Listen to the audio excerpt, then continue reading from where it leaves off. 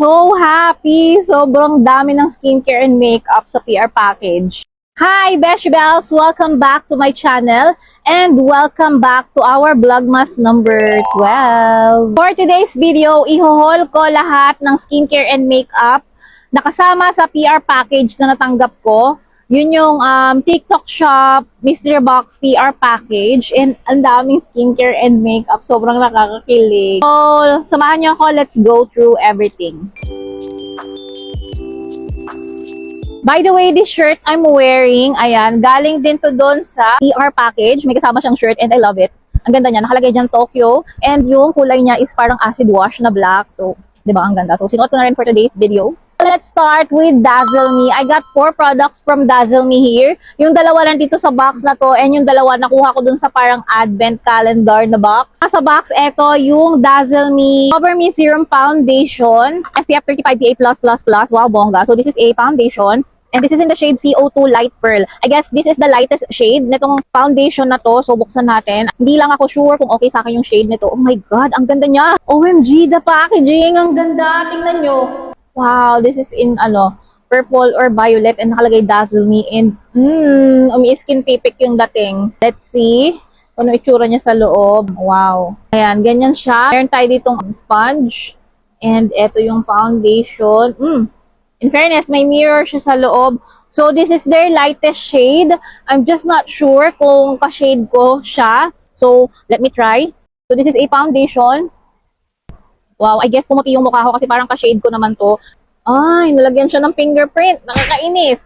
Ang ganda ng packaging. Grabe, Dazzle Me. Ngayon ko lang nakita tong ganito ng Dazzle Me, ah. Ito mga skincare and makeup, gagawin ko na lang to ng separate video sa isa para mapakita ko sa inyo yung mga products. So, dito sa video na to, papakita ko lang siya sa inyo, bubuksan ko. And maybe swatches. And ayan yung foundation. Ka-shade ko naman siya. Akala ko hindi ko siya ka-shade. Kasi kung hindi ko siya ka-shade, ibibigay ko na lang siya sa mama ko. But I think pumuti yung mukha ko. Next, here we have the Dazzle Me Ink Lock Serum Duo SPF 15 PA+++ na lip duo. This is in the shade PO4 Pink Matter. Ayan, na-search ko to. Ang ganda ng shade niya. So, this is a liquid lipstick and meron din yata siyang lip gloss. So, we will see. Buksan na natin. Wow. In fairness sa Dazzle Me, ang gaganda ng mga products nila. May products din ako ginagamit from Dazzle Me before. Yung kanilang parang press powder. I think nakita nyo na rin yun. Pero bongga na ngayon yung mga product ng Dazzle Me. So, eto yung... Oh. Okay, eto yung kanyang lip gloss. I think... Ang ganda ng shade na to. Gusto ko tong shade na to. Ang galing ni TikTok. So, eto yung kanyang liquid lipstick. Ay. Ayan yung shade niya. Wow, ang ganda. Lagay ko sa lips ko. Wait lang. Wow, I like the shade. Ang galing na TikTok, no? Binigay niya sa akin yung gusto kong shade. I think kailangan ko muna siyang iset. Uy, ang ganda, grabe. Wow. OMG, I think magagamit ko to sa aking bukas. Photoshoot. Wait, hayaan muna natin mag-set. Mabilis lang siyang nag-set, guys. And, pero, meron nga itong kasamang lip gloss. So, patungan natin siya ng gloss. Wow, bongga. Ang ganda pala nito. Parang kukolect ko yung iba pang mga shades nito. Ang ganda niya, guys. Look at that. I love the shade. Bagay sa akin, no? So, another from Dazzle Me, I have 2 Cover Me Serum Concealer Duo. Ayan. This is a concealer. Doon ko na ito nakuha sa malaking box. Hindi siya kasama dito. So, parehas to yung shade niya is PO1 Bright Pink. So, hindi na siya concealer. I think this is a color corrector kasi pink. Ibang shades na available nito. At tingnan natin. It's called Concealer Duo kasi dalawa yung wand nito. Merong isang pang concealer and merong isa kung gusto mo siyang gamiting skin tint. But paano natin gagamiting skin tint yung pink? We will see. Ayan, ganyan siya. Ang ganda. Ayoko pa siyang sirain. So, meron siyang doe foot applicator dito. I'm just being very careful. Yan yung shade na itong PO. Ano nga bang shade nito? PO1 Bright Pink. Wow! Iniisip ko baka pink na pink siya na pwede ng pang color corrector. But yeah, dark nga siya. Pink, ganyan. Ano na to sa akin? Color corrector na to sa akin. But kung gusto mo siyang gamitin skin tint, ito may isa pa siyang wand dito sa ibabaw. Ito yung gagamitin mo. Pero since bright pink tong nakuha kong shade, I'm not sure kung pwede tong gamitin as skin tint kasi kung pink to, dark to sa akin. But we will see. Ayan, ganyan yung pinaka-wand niya. Guys, mabilis siya mag-set. I-blend nyo agad. So, ito yung bright pink sa aking face. Medyo dark siya sa akin. Hindi ko siya pwedeng gamitin as skin tint. Pero parang okay lang din naman, di ba? Pero dito sa salamin, mapink-pink siya. The dark ng konti sa tone ko. Wow! Wow, ang ganda ah, in fairness. I think pwede ko rin siyang gamitin as skin tint. Ganyan lang. Medyo magda-dark lang yung itsura ko. Pero ang ganda niya, guys. Kita ba? Ayan yung nilagyan ko. Oh, di ba bongga? Ang ganda pala nito. Hindi na ako nabili ng mga Dazzle Me products. Ang dami na pala nilang products and ang gaganda. So, meron nga akong dalawa nito. So, yeah, I'm not sure. Papamigay ko ba yung isa or ikikip ko kasi ang ganda niya. Bongga. And we have more here pa. So, dito muna tayo sa Glad to Glow. Glad to Glow yung current skincare na ginagamit ng kapatid ko. From cleanser hanggang sa moisturizer ginagamit niya. So, meron siyang cleanser, meron siya ng red serum. Meron din siya itong serum na to. Kaya nga gusto kong bumili nitong serum na to. Meron siyang moisturizer. And meron din siyang skin tint. And meron din siya nitong lip serum na to. So, from Glad to Glow, meron tayo dito nitong Power Bright Serum. Gamit na to ng kapatid ko. Maganda to. And I started using this na rin kagabi. This is pomegranate and 10% niacinamide. Ang ganda rin ng mga products from Glad to Glow. And ito naman yung kanilang brightening lip serum. Ang cute nga nito, parang pwede mo siyang gawing bag charm. So let's see. Nabuksan ko na tong serum kasi nagamit ko na siya kagabi. And ang syala ng mga packaging ng Glad to Glow ha. Ayan, ganyan yung packaging niya. Tingnan nyo naman. Di-pump din siya. Ayan. This is a serum. Nakaka-fade to ng dark spot. Nakaka-even out ng skin tone and nakaka-brighten ng skin para yung face mo parang may sariling ring light ganon. Next, another from Glad to Glow. Ito yung kanilang brightening lip serum. This is in the shade Peach. Ang cute ng packaging. Wow, ang ganda. Tingnan nyo. Ang cute niya. Akala ko bag charm siya, pero wala naman siyang pangsabit. Paano ba ito isasabit sa bag? Ito lang. Itong maliit lang. So, ganyan siya. O, di ba? This is in the shade Peach. So, i-try natin. Ganyan yung kanyang applicator. Kaso, may lipstick ako. Paano natin ito ma-try? Ito yung lip duo from Dazzle Me. Tanggalin muna natin. May ganito yung kapatid ko, yung kulay pink. Sabi niya, hindi naman daw makulay. Or hindi ko makulay sa kanya. Ang cute ng applicator nito. Ganyan siya. Oops. Ay, ang ganda niya. O, try natin. Yung sa kapatid ko, para lang siyang transparent yata. Uy, nasarap lasang peach. Flavored pala to. Flavored. Paano ako nag-expect ng shade dito kasi lip serum. So, parang may tint naman nga siya. Maybe gagawa ko ng separate video. I-compare ko to dun sa ganito ng kapatid ko. Kulay pink yung kanya. Ayan, parang may shade naman siya. Ganda rin niya. So, eto is lip serum. Ano bang ginagawa nito sa buhay? Oh, it hydrates the lips. It nourishes. So, parang hindi mag-dry yung lips mo and maging chappy. It's infused with vitamin E and nakaka-soft smooth ng lips. Bonus na lang kung may tint siya. Next is from Skin Ever. Ito yung kanilang salicylic acid refreshing scrub cleanser. So, it has tea tree, calendula, and centella. Deeply cleansing, gently exfoliating, oil control, and brightening. So, naka-sealed pa siya. Hindi ko sure kung gagamitin ko to. Actually, ngayon wala akong cleanser na ginagamit. Meron akong cleanser na balak bilhin, pero ang cleanser kasi na kailangan ko is yung super, light sa skin kasi super sensitive ako. And eto nga meron siyang scrub, so I'm not sure kung pwede sa akin to. I-research ko pa rin, but ganito yung itsura niya. Baka kasi mag-breakout ako and nakapag-try na ako ng cleanser scrub before na mag-ay mukha ko. Takot ako sa mga cleanser na may scrub. So, ganyan yung itsura niya. Hindi ko rin sure kung pwede ko itong ipagamit sa anak ko kasi yung anak ko is sensitive din yung skin. Ayan, may scrub nga siya. Para siyang may salt.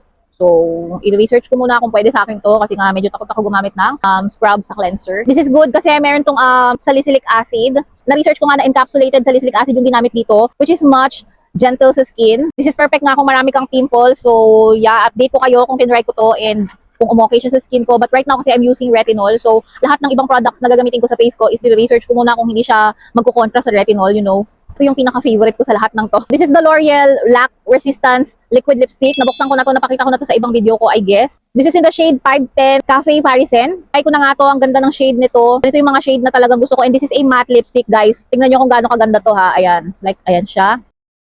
Din tayo sa lips ko. Smudge proof din siya.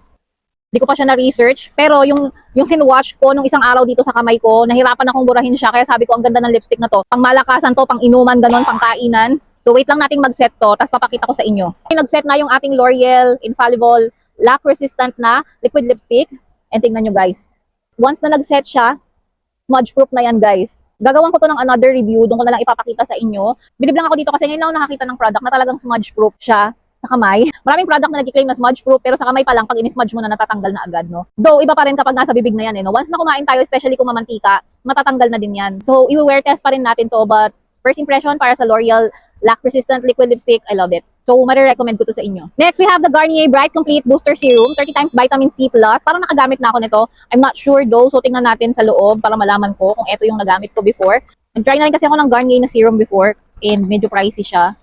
Oh, so ito nga yung na-try ko before. So dati naka-isang ganito lang ako kasi medyo pricey siya, hindi ko na-sustain. Pricey siya at least for me ha. Wala naman akong trabaho. Hindi ko to na-sustain before but maraming magandang review tong Garnier Bright Complete Vitamin C Serum. And nakita ko nga rin to before dun sa vlogger na pinapanood ko and she's still using it until now.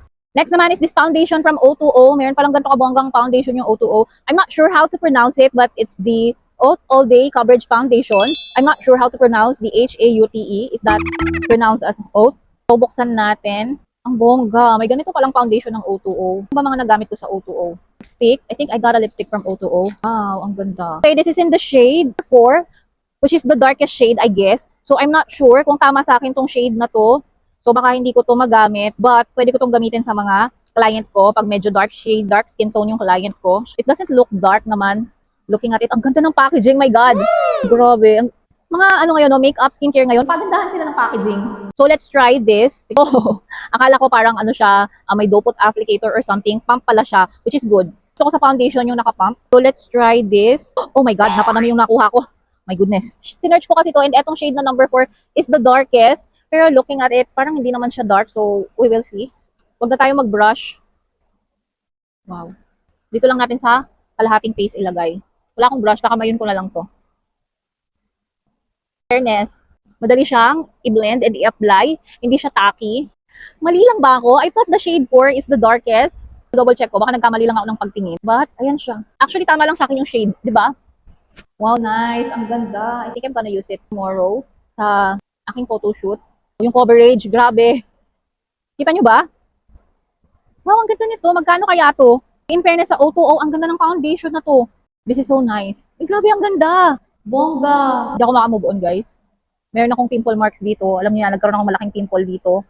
And dito. And now, hindi na siya masyadong visible. Kikita nyo ba? Uy, grabe. Guys, try nyo tong O2O. By the way, lahat ng links ng mga products na to ilalagay ko sa description box. So, if you're interested, ayan, i-click nyo na lang doon yung link para bumili din kayo. Ang ganda nito, no? So, I love the coverage. I love how blendable it is. And ang titingnan natin dito yung wear test. So, mag-update na lang ako sa separate video kung maganda ba siya isuot. Last but not the least, but this is my favorite, the Skin Tipic Cover Glow Perfect Fusion. Matagal ko nang gustong mag-try ng Fusion from Skin Tipic. Hindi pa ako nakagamit ng Fusion foundation ever. By the way, this is in the shade Ivory. Itong pink yung kanilang pinakabago na Fusion. So, yung nasa basket ko is blue. Medyo mahal lang siya. Well, anyway, mahal naman talaga ang mga foundation. Medyo pricey lang siya, kaya hindi ako bumibili. And hindi naman ako laging umaalis, so hindi importante meron akong foundation. Skin tint lang okay na ako. Kung meron man akong binibiling foundation, is para yun sa mga client ko. And eto, parang feeling ko kasi yung ganito, hindi to pwedeng gamitin sa client. Kasi Fusion to. Wait, di pa naman din ako nakatry nito. We will see. Ayaw niyang ma-open. Ayaw kong sirain yung box kasi mag-unboxing pa ako nito. Guys, ang ganda ng packaging nito. Kaya gusto ko rin to kasi ang ganda ng packaging niya. Nakikita ko. Wow! Taran! And this is in pink. Magaang lang siya, ha? This is in the shade Ivory again. Wow! May mirror din siya sa loob. Napakaganda naman. Oh my God! And ito yung kanyang sponge or yung puff. Wow! Ganyan siya. And hindi ko rin siya ilalagay sa skin ko for today's video. Ganyan lang. Hindi natin siya i-testing. Pero gagawa ko to ng separate video, guys. Abangan nyo na lang kung gusto nyo makita kung gaano kaganda sa skin tong Skin Tipic na Fusion. That's it for my Vlogmas 12 PR haul. Hindi lang skincare and makeups, yung mga nasa PR package, ha. Yung pinakita ko lang sa inyo ngayon is yung mga skincare and makeup. Pero meron nga yung kasamang shirt, like etong suot ko. Meron ding cookies, may mga foods. May ano pa ba yung nandito? I forgot. Merong power bank, basta napakarami. Iba-iba kasi talaga yung mabibili mo sa TikTok. Yung PR package na yun is from TikTok. It's for their 12/12 bigger pamasko sale. So, thank you so much TikTok for sending me the PR package. And thank you so much sa friend ko na tumulong sa akin para makakuha ng PR package.